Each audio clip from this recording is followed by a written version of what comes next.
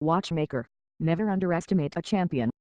In a Kentucky Derby prep race season that has taken some weird and uninspiring turns even by Kentucky Derby prep season standards, which says a lot, Saturday's Arkansas Derby at Oaklawn was an entirely fitting coda. At the top, it was good for the Derby and good for the game that Classic Empire won the Arkansas Derby. Classic Empire was last year's unanimous 2-year-old male champion, and a 3-year-old with credentials like that should absolutely be in the Kentucky Derby field, as long as he is ambulatory. Classic Empire is at the very least ambulatory. Yet if he finished worse than third Saturday, he would have been shut out of a starting spot in the Kentucky Derby without defections among those with higher point totals. And while we're in a giving mood, the Mark Gas Barn deserves high marks for getting Classic Empire into a position to win this Arkansas Derby. Classic Empire must be like the kid who tests you at every turn. He behaves badly, such as when he inexplicably wheeled at the start of the hopeful last summer as the favorite, or when he declined to train on occasion this past winter. But Classic Empire is also a kid you can't help but love because he's just so darn good at heart. He showed he was plenty good when he won the Breeders' Futurity last fall in his first start around 2 turns, which also happened to be his first representative outing in 3 months, and he showed it again Saturday in winning what was his first representative start in more than 5 months, if, that is, you don't count his debacle of a performance in the Holy Bull. However, as much as a feel-good redemption story Classic Empire was Saturday, it is also fair to question if his Arkansas Derby stands up to scrutiny. It might not when you consider how close certain horses were to Classic Empire at the finish. Malagasy, the Rebel winner and second choice to Classic Empire in the Arkansas Derby betting, simply failed to stay, adding weight to the belief he is a sprinter at this stage in his career.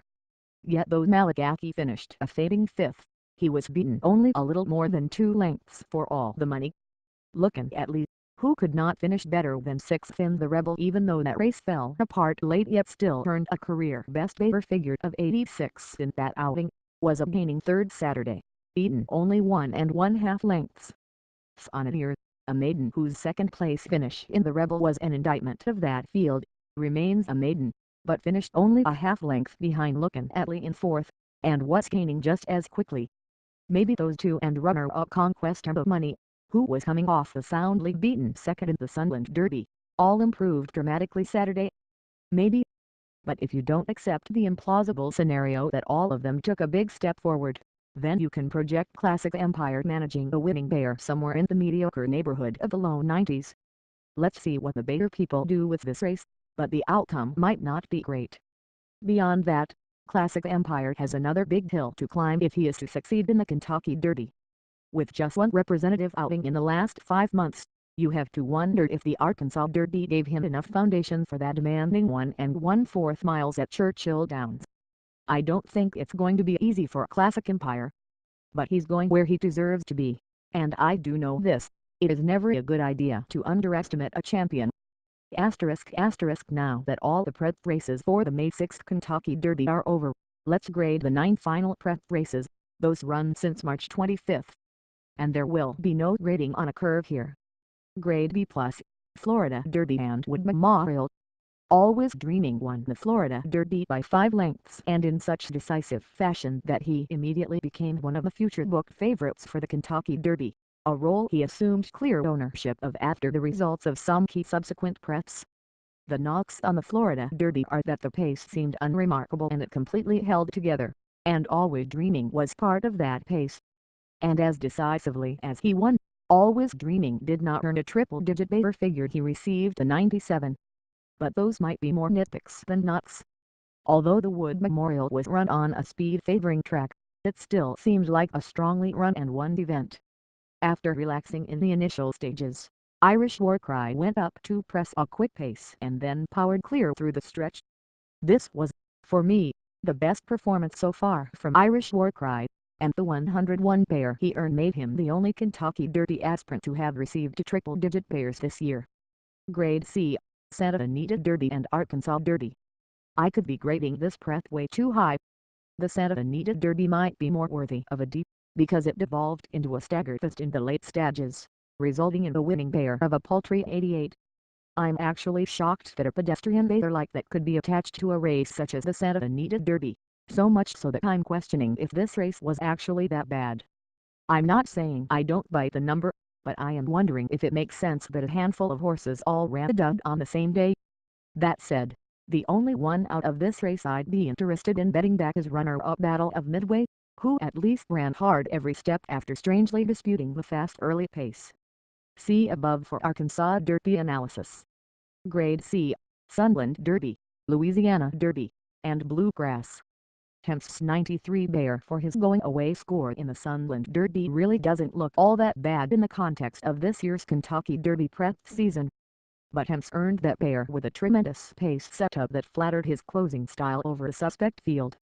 And that, combined with his previous dismal showing in the Southwest the one time he faced reasonably good company, deflates my grade on this prep.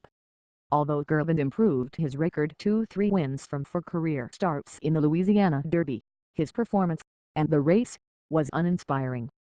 Girvan got the best of a horse in Patch who was coming off only a maiden victory, and the 91 pair he was assigned was a step backward. At least Girvan beat the maiden winner in the Louisiana Derby. Everyone in the beaten field of the Bluegrass finished behind a colt in Iraq who was still a maiden after 7 career starts. Iraq capitalized on being on or with a slow Bluegrass pace in his 31-1 upset, a pace that gave most of the more highly regarded members of the field a built-in excuse if you were so inclined, which I am not. Practical Joke's inability to get by a maiden after having every chance only cemented my belief that he is not a true-to-turn horse, at least not at this stage of his career.